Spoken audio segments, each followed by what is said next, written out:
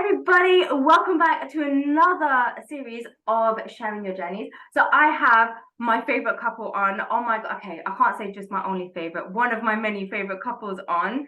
I have Mr. and Mrs. Tights in Florida, who are based in the USA, if you couldn't tell by the name.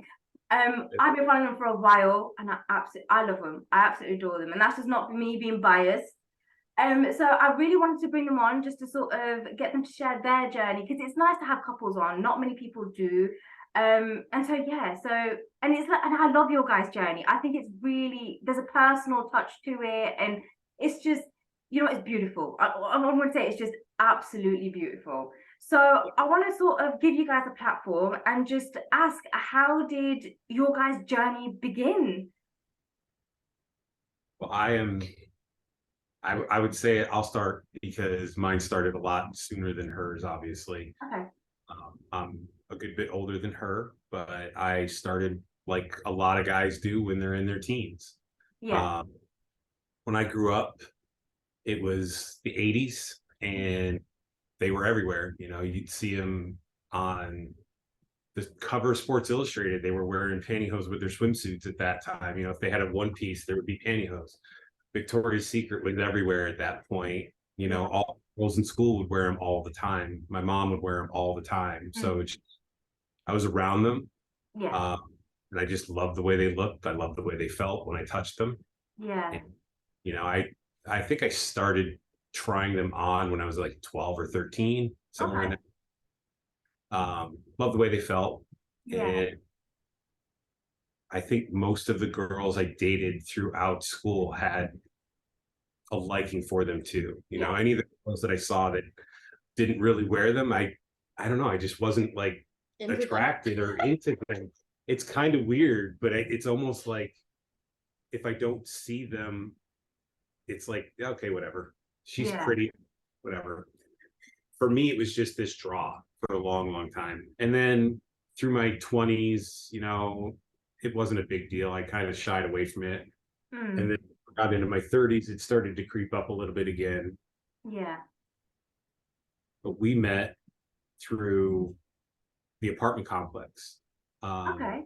I was living in Georgia in 2013, and I had to move to Texas for a job that I had there. And I had arranged an apartment, and I was perfectly happy with it. And then something changed with life, and I'm like, it doesn't make sense to be over there. It's better for me to be closer to where I'm actually going to work. So I started looking for an apartment again. Yeah. And I called the place she was working at, and she answered the phone, and she has. I was shoving a birthday cupcake into my mouth because it was my birthday and I was working. Yep. But she had an excellent tone and phone voice, and it was just really melodic and pretty. And I was just like, wow, okay. So she talked me through the process of their apartments. Yeah. Some links to look at some pictures and a layout of the apartment itself. And I was like, yeah, okay, what do I need to do? Yeah. And I rented the apartment sight unseen that day and moved out there 20-ish days later, 28 days later. I drove all night from Georgia to Texas. Yeah. The day before I left Georgia, there was a snowstorm that dropped 6 inches of snow in Georgia, in Atlanta, Georgia. So I had a U-Haul truck in my car, and I had to drive it out of Georgia through all of this craziness. So it's a lot longer to drive to Texas than I had anticipated. I think I got in at like 9 o'clock in the morning. The day before. I checked into a hotel the day before I was supposed to actually move in. Yeah. And I called, and she answered again. And I'm like, hey, I'm here. Is there any way to get the keys a day early? And she said, no, unfortunately. We're still cleaning the carpets because the last tenant moved out today. Oh, wow. Oh, my God. Wow. Okay. Crazy. It was a very crazy experience. Normally it was like a 5-day turnaround. Yeah. But the previous tenant, there was some health issues going on there, and we had to kind of literally, it was like a clean in one day and then move him in the next. Yep. So Wow. So I showed up the next morning and had to I basically unloaded my car from the trailer, put that in the parking lot, I think, and then I had to take the trailer back to U-Haul. Yeah. So that it was out of the way, so that they get stuff off the truck. And then I brought the truck back and they were moving everything in. And I remember going into the office and I was like, she helped me so much. Yeah. I've never seen her. I was like, you know what? I just want to go in and thank her and maybe ask her out for dinner and just take her out to a nice dinner for what she did. Yeah. Walk in and she is in this floor length black dress with red 6-inch leather high heels, pumps. I mean, patent leather red pumps. And she's not facing me when I first walk in. So I'm like, Yeah. pretty sure that's her. She said she's in the first office. So I just knock on the door and I'm like, hi, I'm Anthony. I just moved into this. I'm looking for Alyssa. And she goes, oh, I'm Alyssa. And she turned around and she was pregnant. I was 9 months. 9 pregnant. months. Oh my God. Oh wow. I was Oh, my daughter. I had no idea she was married. I had no idea she was pregnant. And when I tell you basketball, Soni, it was like a basketball. straight, like, oh wow. Oh my God. To the point that I did not have anyone comment, like none of my residents, I had been there for 2 years. Yeah. None of them really knew. I kept it a very tight secret. Yeah. And I think it was like 2 weeks before I gave birth, I had one resident come into the office and she was an older lady. Yeah. And bless her heart, she just kind of looked at me and she was like, oh, you're gaining a little weight there, aren't you? And I just kind of looked at her and I said, you're right. That's what happens when you're 9 months pregnant. Yeah. Like, what? Yeah. So I literally did not show with my daughter, until 9 months. Right. Because I was literally just right here. Yep. Wow. Right when I moved in is when it literally was just like, okay, the baby shifted and it was like, okay, she's here now. Yeah. I was like, Right. oh, well, yeah, there goes that plan. I'm not going to do that. Yeah.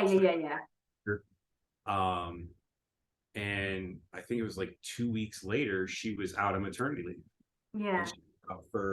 I always say you put me into labor. Yeah. Well, I did stress her out a little bit because she told me a series of things that would be okay. Like I wanted to have DirecTV satellite instead of the cable provider because the cable provider for them was really, really poor. Okay.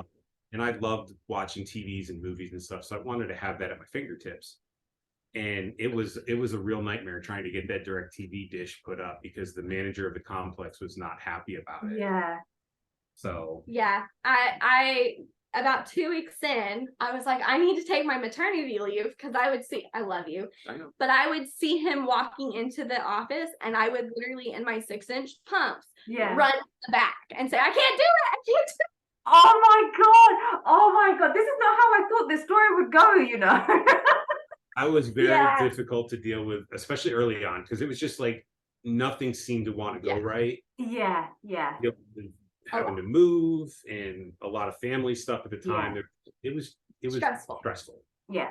Very stressful. And when she left, it got even more stressful. It got more stressful because nobody else there had any clue what was going on. Oh, okay. Yeah.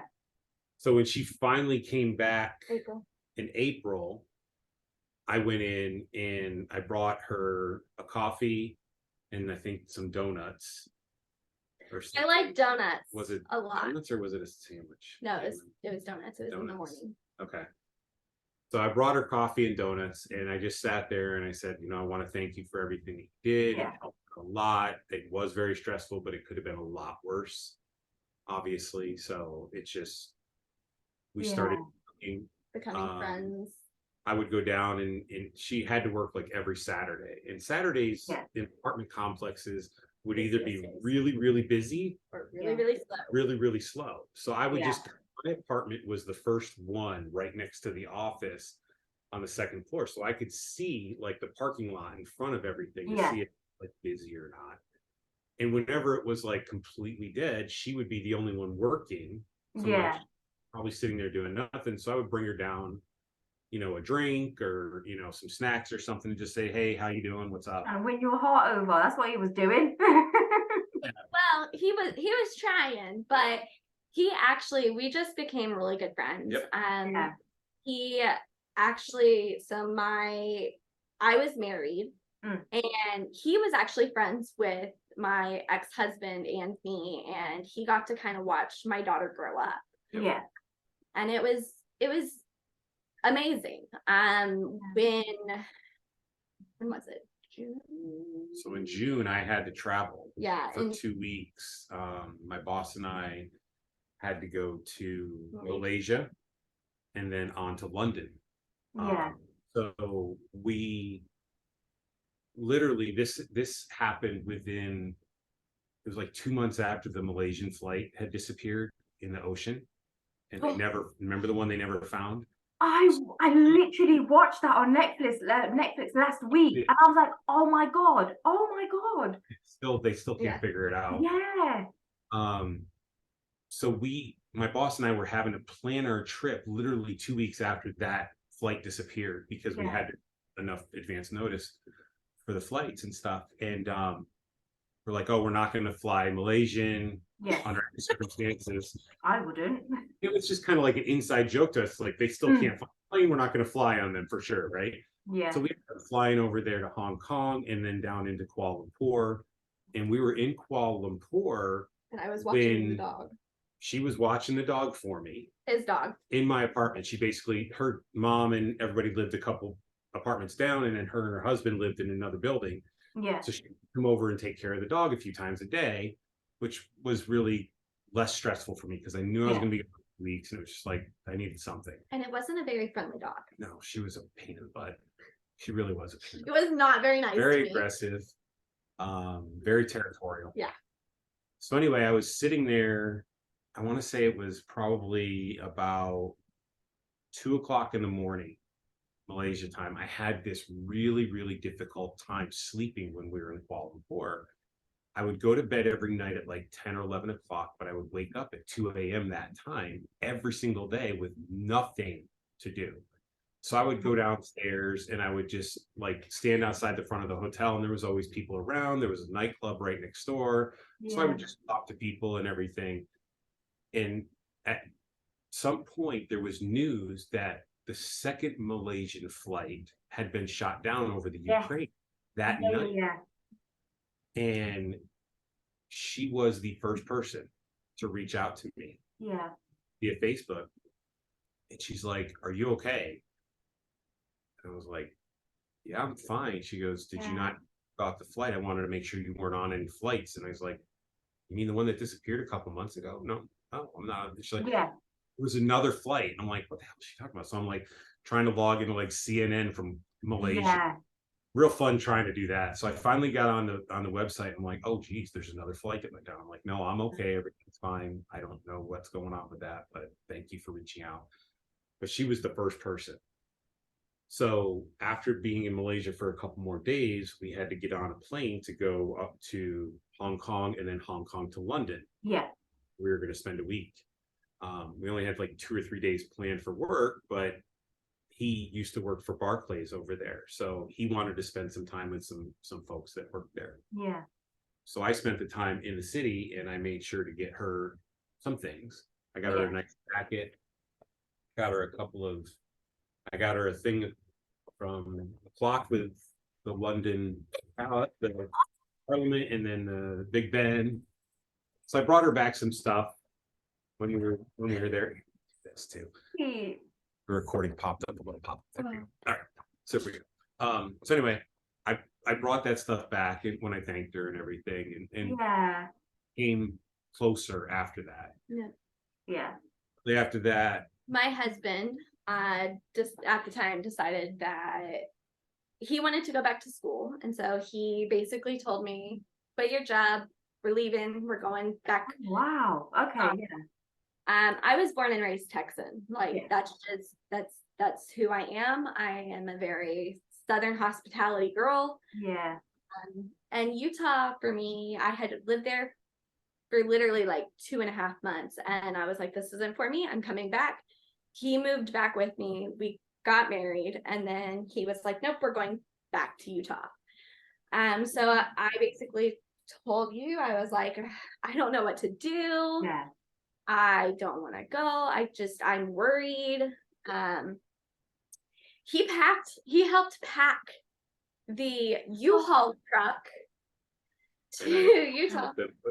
The car on their Yeah, trailer. yeah. To make sure it was secured properly. And I drove off, and I was gone for like 3 weeks. 3 weeks. And it turned into the most not healthy, toxic Yeah. marriage. And it just wasn't a good place for me or my daughter. And I was like, I am supposed to be coming back to Texas to visit my family and my friends.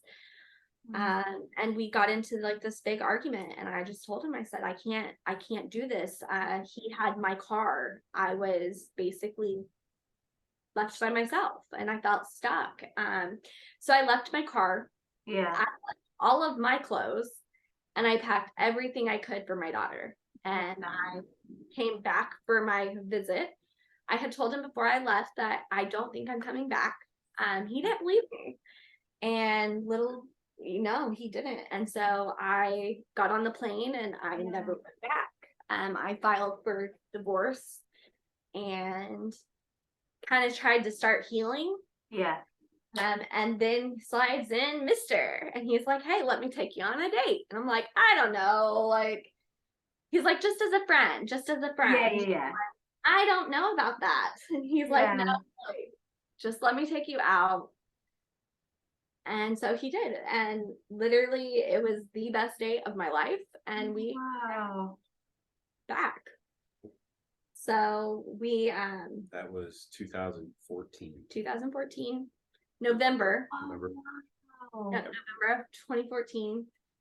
We went on a date to dinner, and then went back to her parents. I dropped her off, and then the next we went on a date with, just to spend more time together. Yeah. He took me to look at diamond rings. I did. He was like, I know I'm gonna marry you. I'm like, oh wow. Oh.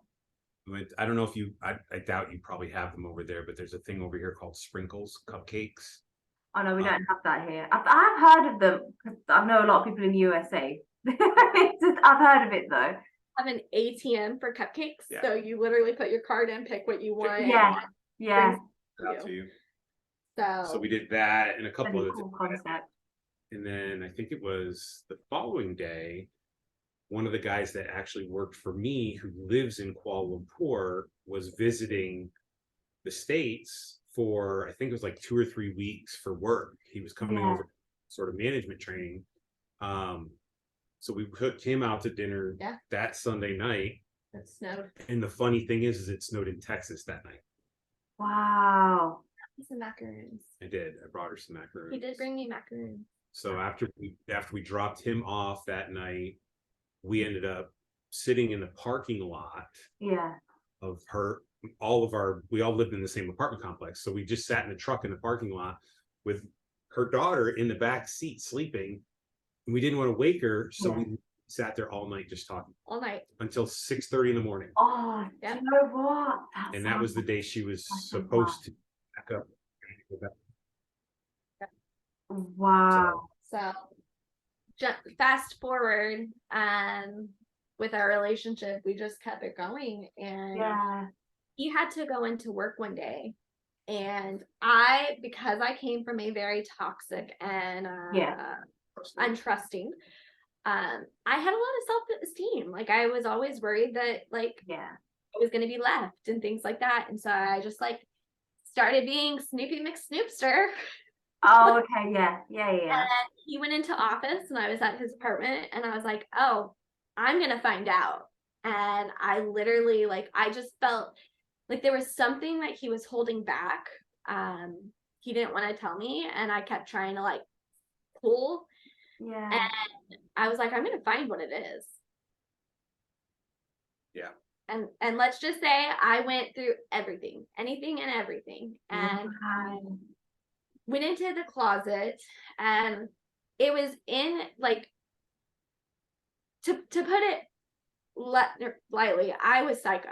I went through everything. Yeah. So he had a like luggage in his closet deep underneath everything, and I was like, wonder if there's anything that would be a good hiding place. Yeah. I open it up and I find a like big Ziploc bag of nylon, and I was like, wait a second. Oh wow. Funny. Now, mind you, I had purchased her some very nice pairs at this Yes, point. I knew Okay. that Okay. I knew that he liked the look and the touch of them. Okay. So I was wearing, like, at that point, I was wearing pretty much all the time. So as I open it up and I find all of this stash, I'm like, this guy is cheating on me. How dare him? Like, why would he do that? I'm doing like everything I can to be this perfect girlfriend. And Yeah. he comes home and I have packed everything. I put my daughter's pack and play up. I grabbed all of her stuff. I have all of my stuff out of the apartment. And he's like, what's going on? And I was like, you're cheating on me. And he was like, I'm not cheating on you. And I was like, you are cheating on me. I saw the bag of pantyhose. And he was like, I'm not cheating on you. And I'm like, what do you mean you're not cheating on me? Yeah. Like, they are mine. And I just kind of had to process it. I'm a very open-hearted, open-minded girl. I always have been. Again, I said Southern hospitality. I'm not lying. Like, I am very caring and kind and not by stigmas. Like, I was like, what do you mean they're yours? And he was like, I wear them. And I was like, I don't believe you. And he was like, no, I do. And I said, prove it. He pulls out his donning gloves. Yeah. He starts putting them on. And I was like, oh, he has gloves. Yep. I literally ripped my first pair of pantyhose that were $80. That I bought her. $80 pair. She went to pull them up in her cotton. Yeah, I ripped them. And I'm like, wait, he has gloves. I love how that's what you took from that was he has gloves. I said, he has gloves. He cares. Like, why don't I have gloves? Yeah. And then from that point on, he never took them off. Literally every day he put them on. And he even told me at one point, he said, I was scared once I put them on that you were just going to be like, I don't love you. Yep. Yeah. Which I totally understand. Yeah.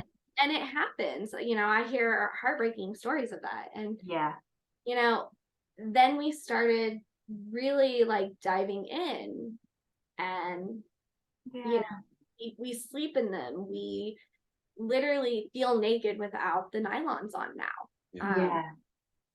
Like if we leave the house in a hurry for some reason and I forget to put them on or she forgets to put them on, really forgetting, it's just like we're in a rush and it's like I don't have time. Out the door, we'll get to like the end of the main street outside of our like neighborhood. Like, this feels weird. Turn around. Weird. We need to turn around. Oh, wow. Right now, I'm wearing yours, 2 pairs of yours. Nice.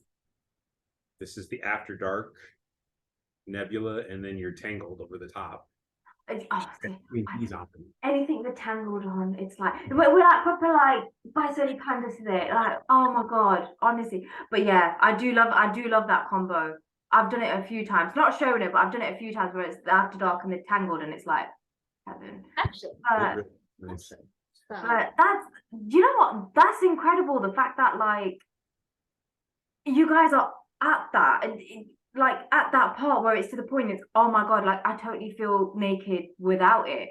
And it's interesting but really nice to hear, and you think wow, because it's like when I've spoken to some couples before, they're like, oh okay, like they'll be intimate with them or you know they'll sleep in them and stuff, but it's like they won't go out and about fully in them because they're still not quite comfortable. Whereas I love the fact that like you guys just dove right in and just did it, and it's like wow, it's really empowering to hear. It's actually really nice.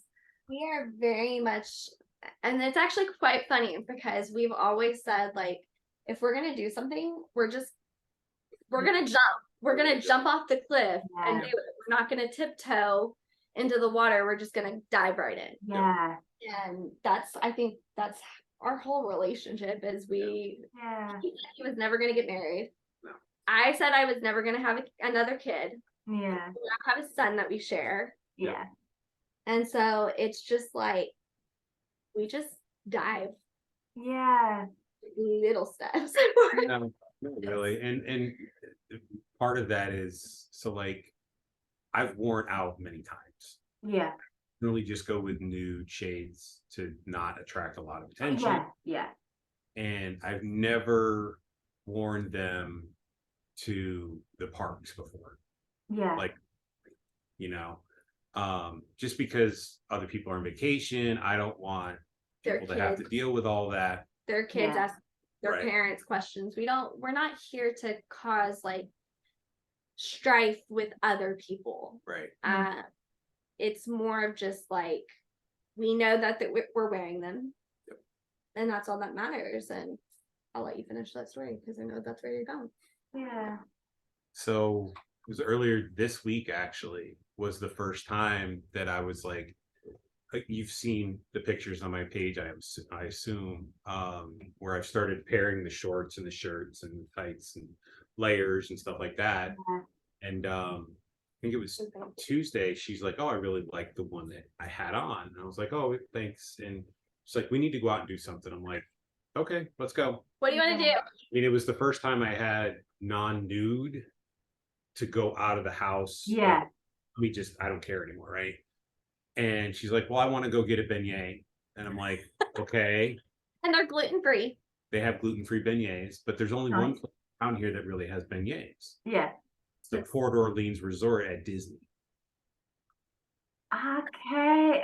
Yeah. Okay. Jumped in with 2 feet the other day with the black pair. Yeah. I think it was the houndstooth. Yeah, it was the houndstooth black pair that I Yeah. had on. We went to Disney's Port Orleans Resort and then Magic Kingdom. Yeah. And I won't lie, like I think it was very different. Yeah. I know it was different for you. Yeah. You know, I felt a little different, but it wasn't like, and I tried to explain it to him. It's not oh my gosh, they're looking at us, or I'm ashamed that you're wearing that, because that's our lifestyle. But it was more of, I always say I'm a mama bear. Yeah. But I'm also a wifey bear. So I get like any kind of like judgmental looks. I'm like, Is there a problem here? is there a problem? Like, what do I need to do? So it was more of like, we're at Disney. I don't know how to like tame back my wifey bear. Like, I'm like, you know, because I don't want him going back. I always want to push you forward. Yeah. So it was more of like, It was just, I mean, understandably, I can totally understand that for sure. but at the same time, it felt, when we got back to the house and I took those off and left just the nude ones on that I had underneath, and I put everything else back on except the black ones, no, the outfit did the not outfit work. did not look the same. Wow. Like those black houndstooth really made the outfit pop. And I'm saying to myself, if I had gone with the nude, nobody would have said anything. Just whatever. And nobody really said anything. There was a few looks, but at the same time, it's like, okay, you're whatever. If you're looking, it's on you, right? Yeah. This is me. It's Disney. They're probably one of the most open places as far as being open-minded goes. Nobody really, from the staff perspective, nobody said anything, but they were all very nice. Very nice. Yeah. Hi, how are you today? What's going on? Great. So it was really cool to feel that. Yeah. But difference from having the pattern versus just the plain, it was just, You'll be seeing more of this. this is definitely No, more.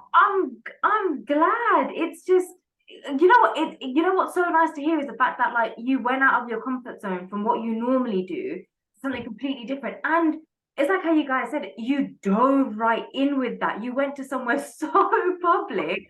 And it's like, honestly, do you know what? I'm very proud of you of doing that because it takes guts. Do you know what I mean? So I'm actually really proud of you for doing that. It's bravo. Nervous moments of my life He was was shaking. getting out of the car, Yeah.